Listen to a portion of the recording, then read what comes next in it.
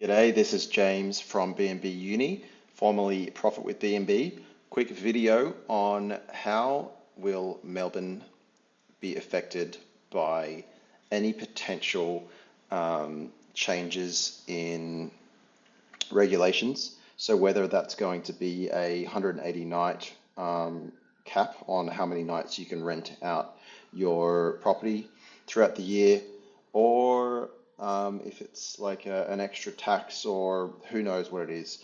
Um, Purpose of this video is to discuss this quote: every action, every action has an equal and opposite reaction. Um, so when something like this comes in, it typically it typically cleans the floor of the market up, and all the mum and pop investors that just have a couple of Airbnbs, or all those people that were thinking about getting an Airbnb, they're typically their level of understanding of the rules and how it's going to affect their income um, is too low compared to the experienced host. So it often means that they just won't list their property, or they'll take their property off because it's too complicated, um, blah, blah, blah. So it's going to leave an opportunity because the demand for the city from the guest side of things won't change, but the supply will. And the only thing that budges in that scenario is the price.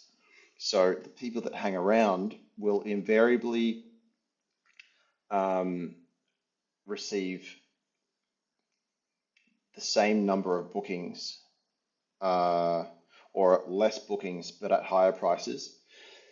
The other thing to remember is on a typical property that is in a free-for-all market, which is what Melbourne is right now, for example, 365 nights per year, um, operates at, let's say, 85% occupancy. That's like a really good occupancy rate. I'm pretty sure it'll be a bit lower than that. So if we look at that in a calculator basis. So if you get 85% of your 365 nights per year booked, that's 310 nights. And typically when they introduce something like a 180-day cap, they will say any stay that is higher than, say, 21 nights or 30 nights won't apply to your cap limit.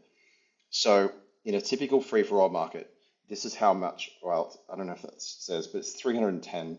That's how many nights you're actually getting booked per year.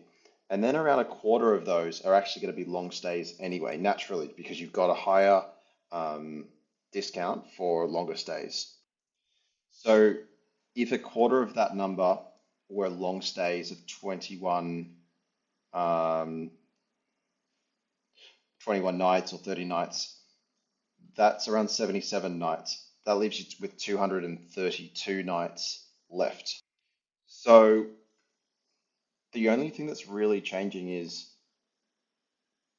you've then got 42 nights left that you need to just get above the longer stays, the longer stay limit of whether it's 21 nights or 30 nights, I'm not sure.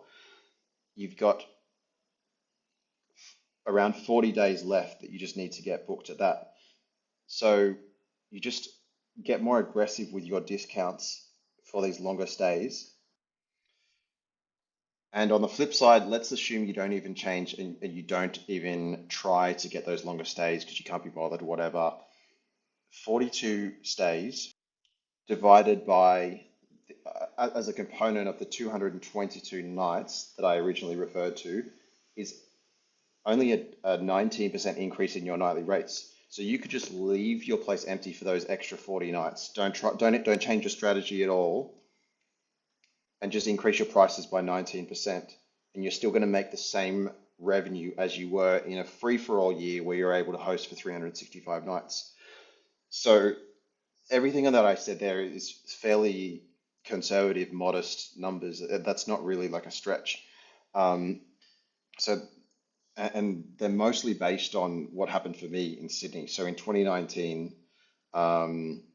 I can't remember when exactly it was the 180 days was introduced, So it's 180 days, but if you get a 21 night stay or more, that does not count towards your 180-day rule.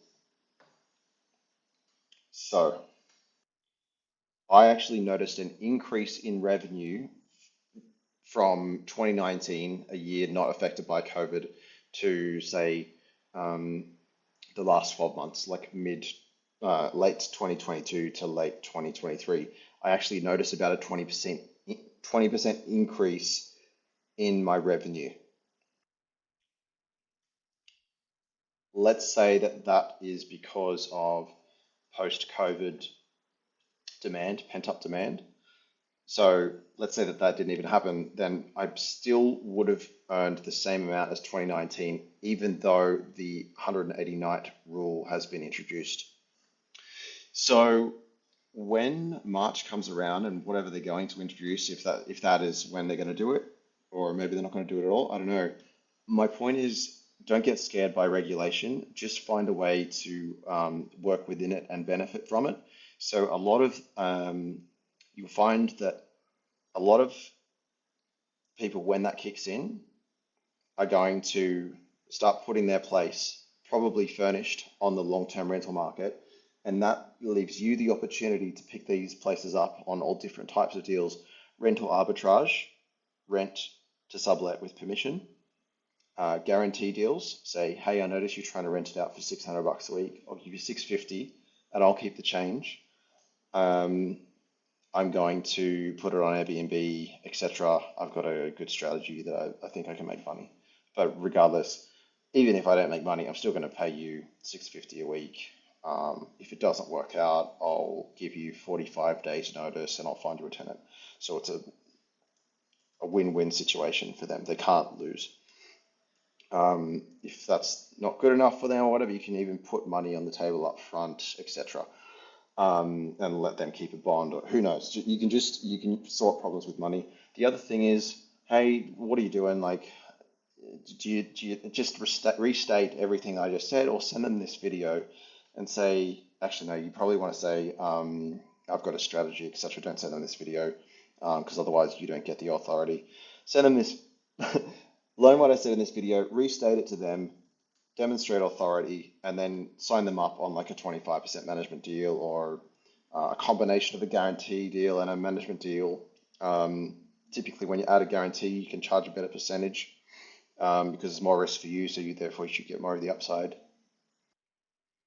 Um, and then you can also benefit in a business management side of things. The less guests moving through your properties, the less admin it is for you, because most of the admin is around the people getting access and the cleaning. If you have to do that 70% less, that's actually a good thing for your business admin. So you can then start to expand your business into more of a corporate rentals kind of structure, just for like 30% of the year or 50 days of the year is really the only difference that you're going to be working on, based on how you were hosting before, because most people get about a quarter of the year booked at those longer stays anyway.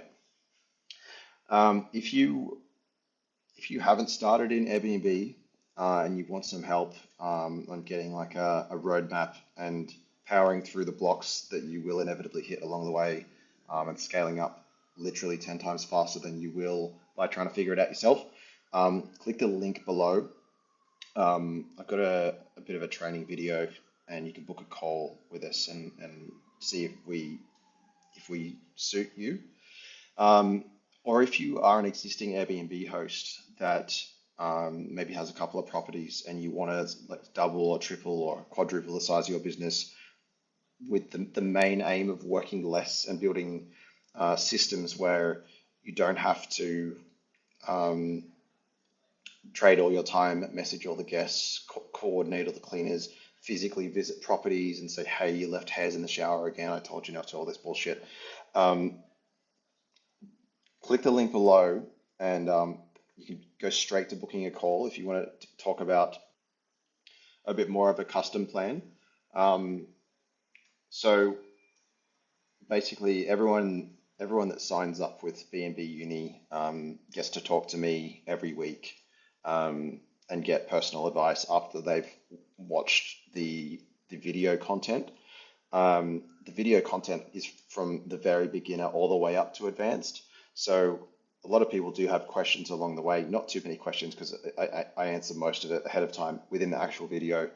Um, so yeah, don't feel like I'm already hosting. I'll be right by myself or whatever. Or they probably just do how to become a beginner. That is mostly what we make money from, helping beginners. But we also make money from helping intermediate and advanced people scale up more or just systemize their existing business so that they can kind of travel like I'm doing. I'm currently recording this in Czech Republic. I was in Ibiza for a couple of months.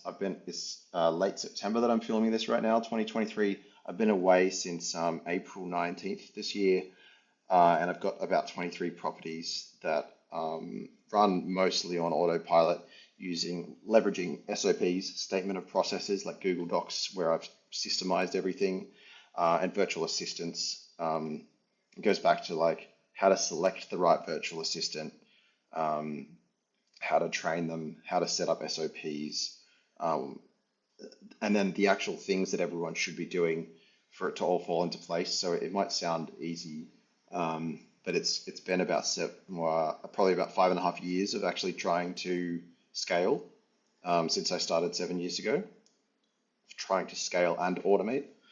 So yeah, click one of the links below that's relevant to you, and we can have a chat and see if we can make your life less stressful and more profitable.